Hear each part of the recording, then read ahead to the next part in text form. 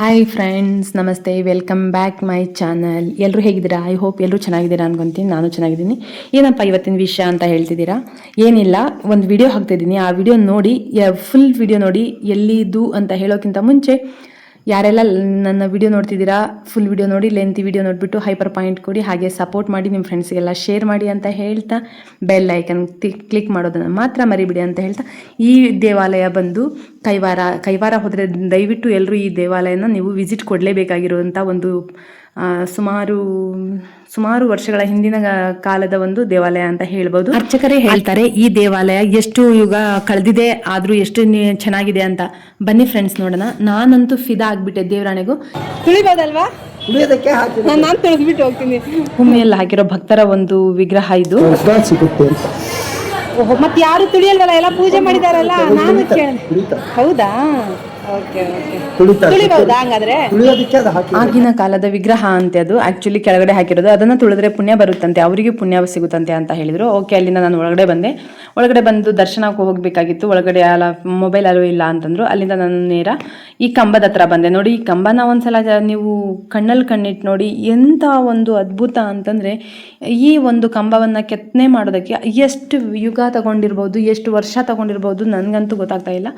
1 ಇಂಚು ಅಲ್ಲ, ಒಂದು ಸೂಜಿ ಇಡಕ್ಕೂ ಅಲ್ಲಿ ಪ್ಲೇಸ್, ಮಾಮೂಲಿ ಪ್ಲೇಸ್ ಇಲ್ಲ ನೋಡಿ. ಎಲ್ಲದರಲ್ಲೂ ಎಷ್ಟು ಚಂದ ಬಿಡಿಸಿದ್ದಾರೆ ಅಂತ. ಕೆತ್ತನೆಗೆ ನನ್ನೊಂದು ಸಲ್ಯೂಟ್. ಯಾಕೆ ಗೊತ್ತಾ? ಸೂಜಿ ಇಡಕ್ಕೂ ಒಂಚೂರು ಜಾಗ ಇಲ್ಲ, ಹಾಗೆ ಕೆತ್ತನೆ ಮಾಡಿದ್ದಾರೆ ನೋಡಿ ಫ್ರೆಂಡ್ಸ್. ಎಷ್ಟು ನೀಟಾಗಿ ಅಂತಂದರೆ, ದೇವರಾಣೆಗೂ ನೀವು ಕೈವಾರಕ್ಕೆ ಹೋದರೆ ಕಂಪಲ್ಸರಿ ಈ ದೇವಸ್ಥಾನಕ್ಕೆ ವಿಸಿಟ್ ಕೊಟ್ಟು ಬನ್ನಿ ಅಂತ ಹೇಳಕ್ಕೆ ಇಷ್ಟಪಡ್ತೀನಿ. ಈ ಕಂಬದಲ್ಲಿ ನೋಡಿ, ಒಂಚೂರು ಎಲ್ಲೂ ಇದಿಲ್ಲ.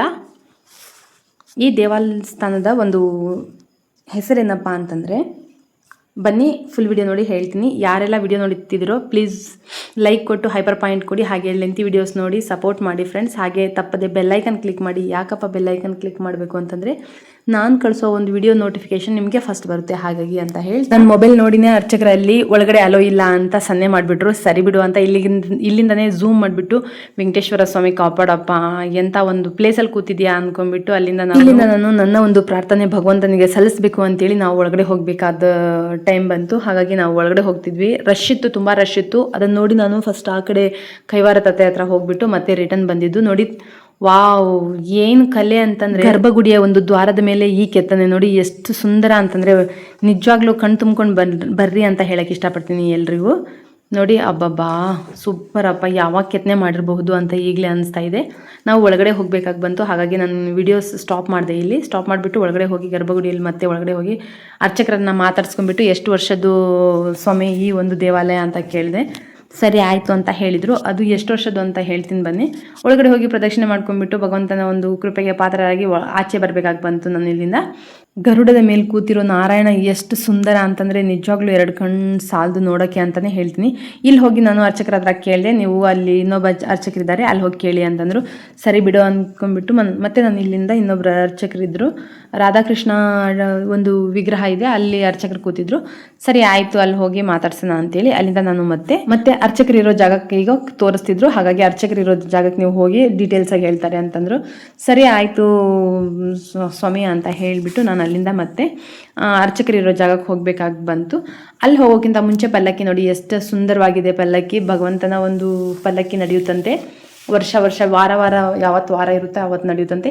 ಇಲ್ಲಿ ನಾನು ಸ್ವಾಮಿ ಹತ್ರ ಬಂದೆ. ಸ್ವಾಮಿ ಹತ್ರ ಬಂದ ತಕ್ಷಣ ಅವರು ನನಗೆ ಆರತಿ ಕೊಟ್ಟರು. ಆರತಿ ಇಸ್ಕೊಂಡ್ಬಿಟ್ಟು ತದನಂತರ ನಾನು ಕೇಳಬೇಕಾಗಿರೋ ಕ್ವಶನ್ ಇಲ್ಲೇ ಇರೋದು, ಸ್ವಾಮಿ ಈ ಒಂದು ದೇವಾಲಯದ ಹೆಸರೇನು, ಹಾಗೆ ಏನು ಇದರ ಒಂದು ಮಹಿಮೆ ಏನು ಅಂತ ಕೇಳಿದೆ. ಈ ದೇವಸ್ಥಾನದ ಮಹಿಮೆ ಹೇಳಿ ಅಂತ ಕೇಳಿದೆ. ಆಮೇಲೆ ಸ್ವಾಮಿ ಹೇಳಿದರು, ನೋಡಿ ಕೇಳಿಸ್ಕೊಳ್ಳೋಣ ಬನ್ನಿ ಎಲ್ಲರೂ. ಶ್ರೀಶೈಲದಲ್ಲಿ ಇಂದ್ರ ರುದ್ರಾಸುರ ರಾಕ್ಷಸನ ಸಂಹಾರ ಮಾಡಿ ಅದರ ಪಾಪ ನಿವಾರಣೆಗೋಸ್ಕರವಾಗಿ ಮಹಾವಿಷ್ಣುವಿನ ಪ್ರತಿಷ್ಠೆ ಮಾಡಿದ್ದಾರೆ. ಅದಕ್ಕೆ ಅವರ ಹೆಸರಿಟ್ಟಿದ್ದಾನೆ ಅಮರನಾರಾಯಣ. ಅಮರಾವತಿ ದೇವತೆ ಇಂದ್ರ, ನಾರಾಯಣ ವಿಷ್ಣು.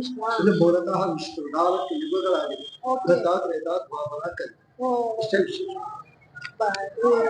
ಪವಾಡ ತುಂಬಾನೇ ಇದೆ ಪವಾಡ ಅಂದರು. ಈ ಟೈಮಲ್ಲಿ ನನ್ನ ಒಂದು ಮೊಬೈಲ್ ಸ್ಟಾಪ್ ಆಗಿಬಿಟ್ಟಿತ್ತು, ಹಾಗಾಗಿ ಮ್ಯೂಟ್ ಆಗಿಬಿಟ್ಟಿತ್ತು. ನನಗೆ ಗೊತ್ತಿಲ್ಲ, ಅದು ಕಟ್ ಮಾಡಿ ಸ್ಟಾರ್ಟ್ ಮಾಡಿರೋದು. ಹಾಗಾಗಿ ಪವಾಡ ಅಂತೂ ತುಂಬಾ ಇದೆ ಅಂತೆ.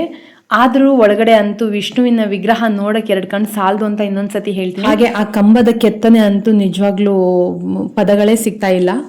ಎಷ್ಟು ಹಳೆಯ ಒಂದು ದೇವಾಲಯ ಇದು ಅಂತ ಕೇಳೋಣ ಬನ್ನಿ ಅರ್ಚಕರ ಹತ್ರ. ಸ್ವರ್ಗ ಸಿಗುತ್ತೆ ಅಂತ. ಓಹೋ, ಮತ್ತೆ ಯಾರು ತುಳಿಯಲ್ವಲ್ಲ, ಎಲ್ಲ ಪೂಜೆ ಮಾಡಿದಾರಲ್ಲ, ನಾನು ಕೇಳಿದೆ. ತುಳಿತಾರೆ. ಹೌದಾ? Okay okay. ತುಳಿತಾರೆ. ತುಳಿಬಹುದಾ ಹಂಗಾದ್ರೆ? ತುಳಿಯೋದಕ್ಕೆ ಅದು ಹಾಕಿರೋದು. ಪೂಜೆ ಮಾಡಿರ್ತಾರಲ್ವಾ, ಹಾಗಾಗಿ ನಮಗೂ ಗೊತ್ತಾಗ್ಲಿಲ್ಲ. ಇವರೆಲ್ಲ ಬಂದದ್ದು ಏನೇನು ಮಾಡಕ್ಕಾಗತ್ತೆ. ಅಂದ್ರೆ ನಾನು ಎಲ್ಲೂ ನೋಡಿಲ್ಲ, ಇಲ್ಲೇ ನೋಡಿಲ್ಲ. ತಮಿಳುನಾಡು ಆಂಧ್ರದಲ್ಲಿ ಜಾಸ್ತಿ. ಓ ಹೌದಾ ಸ್ವಾಮಿ? ಆಂಧ್ರದಲ್ಲಿ ಮೆಟ್ಟಿಗೂ ಇದೆ. ಹೋ ಹೋ ಹೋ, ಸರಿ ಸರಿ. ಆ ಭಕ್ತರು ಅವರು ಆ ದೇವರಿಗೆ ಏನೋ ಒಂದು ಸೇವೆ ಮಾಡಿರ್ತಾರೆ. ನಮಗೆ ಮೋಕ್ಷ ಸಿಗಲಿ ಅಂತ ನಮ್ಮಲ್ಲಿ ಯಾರೋ ಒಳ್ಳೆ ಮನಸ್ಸಿಂದ ತುಳ್ಕೊಂಡು ಹೋಗ್ಲಿ ಅಂತ. ಓ ಸರಿ. ಆ ಮಾಂಗಲ್ಯ ಪೂಜೆ ಮಾಡಿದ್ರೆ ಎಲ್ಲರಿಗೆಲ್ಲ ಮುಟ್ಸಲ್ವಾ? ಮುಟ್ತೀರಾ? ಹಾಗೆ. ಓ ಸರಿ ಸರಿ. ಹಾಗೆ ಯಾರೋ ಒಳ್ಳೆಯ ಮನಸ್ಸಿಂದ ನಮ್ಮನ್ನು ತುಳಿದ್ರೆ ನಮಗೆ ಸ್ವರ್ಗ ಸಿಗುತ್ತೆ ಅಂತ. ಅವರಿಗೆ ಸ್ವರ್ಗ ಸಿಗುತ್ತೆ ಅಂತ. Okay okay. ಅದಕ್ಕೆ ಗೊತ್ತಿಲ್ವಾ ಅಲ್ಲ, ನಮ್ಮ ಸೈಡ್ ಏನು ಇರಲಿಲ್ಲ, ಅದಕ್ಕೆ ನೋಡೋಣ. ನೀನು ಒಳ್ಳೆ ಮನಸ್ಸಿಂದ ತುಳಿದೆ ಅವ್ನು ಸ್ವರ್ಗ ಸಿಗುತ್ತೆ, ಫಲ ಸಿಗುತ್ತೆ. ತುಳಿದ್ಬಿಟ್ಟು ಹೋಗ್ತೀನಿ. ಹೀಗೆ ನಾವು ಕೈವಾರಕ್ಕೆ ಹೋದಾಗ ಕೈವಾರದಲ್ಲಿ ಇನ್ನೊಂದು ವಿಷ್ಣುವಿನ ಒಂದು ಟೆಂಪಲ್ ನೋಡಿದ್ವಿ. ತುಂಬ ಅದ್ಭುತವಾಗಿ ಇತ್ತು ಆ ಟೆಂಪಲ್ ಅಂತಲೇ ಹೇಳಕ್ಕೆ ಇಷ್ಟಪಡ್ತೀನಿ. ಅಮರನಾಥ, ಈ ದೇವಾಲಯದ ಹೆಸರು ಬಂದು ಅಮರನಾಥ. ಇದು ತುಂಬ ಚೆನ್ನಾಗಿದೆ. ಹಾಯ್ ಫ್ರೆಂಡ್ಸ್, ಪ್ಲೀಸ್ ನೀವು ಏನಾದರೂ ಕೈವಾರಕ್ಕೆ ಹೋದರೆ ಈ ಒಂದು ಅಮರನಾರಾಯಣ ಟೆಂಪಲಿಗೆ ಹೋಗಿ ಬನ್ನಿ ಅಂತ ಹೇಳ್ತಾ, ಈ ವಿಡಿಯೋ ನಿಮಗೆ ಇಷ್ಟ ಆಗಿದ್ರೆ ಲೈಕ್ ಕೊಟ್ಟು ಸಬ್ಸ್ಕ್ರೈಬ್ ಆಗಿ ಹಾಗೆ ಲೆಂತಿ ವಿಡಿಯೋಸ್ ನೋಡಿ ಹೈಪರ್ ಪಾಯಿಂಟ್ ಕೊಡಿ ಅಂತ ಹೇಳ್ತಾ, ನಿಮ್ಮ ಭೇಟಿ ಮತ್ತೆ ಇನ್ನೊಂದು ವಿಡಿಯೋದಲ್ಲಿ. Thank you.